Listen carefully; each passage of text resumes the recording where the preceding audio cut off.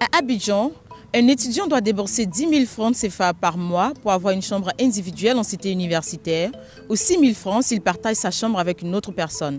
En principe, tout étudiant régulièrement inscrit dans une université publique peut prétendre à une telle chambre.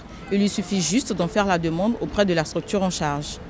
Malheureusement, dans la pratique, la réalité n'est pas si simple, en particulier pour les étudiants qui viennent de l'intérieur du pays et qui ne connaissent personne à Abidjan. Les plus chanceux d'entre eux sont hébergés par leurs camarades, sans pour autant que la chambre ne s'agrandisse, ce qui fait vivre ces jeunes dans des conditions parfois précaires. 7 000 lits pour environ 65 000 étudiants, nous dit Soro Deli, directeur général du Centre régional des œuvres universitaires. Les étudiants avec qui nous avons échangé nous ont confié que ce manque accru de chambres en cité universitaire représente une réelle opportunité d'affaires pour certains membres de la Fédération estudiantine et scolaire de Côte d'Ivoire qui mettent leurs chambres en location auprès des étudiants. Ceux d'entre eux qui n'ont ni les moyens, ni envie de devenir membres de cette fédération, n'ont pas d'autre choix que de dormir à même le sol, dans des amphis de l'université, voire même à la Belle Étoile.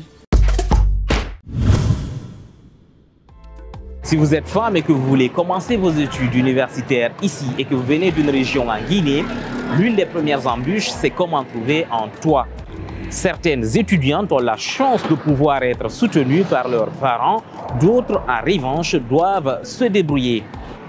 La bourse d'entretien de l'étudiant guinéen allouée par l'État ne suffit pas à payer un logement. En 2024, elle s'élève à 100 000 francs guinéens alors qu'il faut débourser au moins 4 fois plus pour espérer trouver un modeste logement à Conakry. Parmi celles qui se débrouillent, il y en a qui choisissent l'option soi-disant facile. Un sugar daddy, un petit ami souvent riche et haut perché, capable de la prendre en charge, mais surtout beaucoup plus âgée que l'étudiante. Cette prise en charge inclut souvent l'hébergement, la nourriture et l'habillement, mais n'est pas gratuite.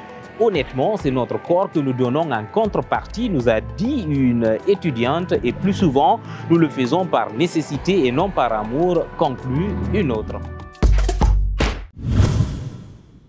Au Cameroun, les sugar mommy ou encore maman gâteau, on le vend en poupe. Âgées pour la plupart de 45 ans et plus, ces femmes sont non seulement à la recherche du plaisir sexuel, mais elles sont prêtes à l'acheter. Pour elles, les étudiants sont la cible idéale. Ils sont jeunes, mais majeurs et très souvent dans le besoin.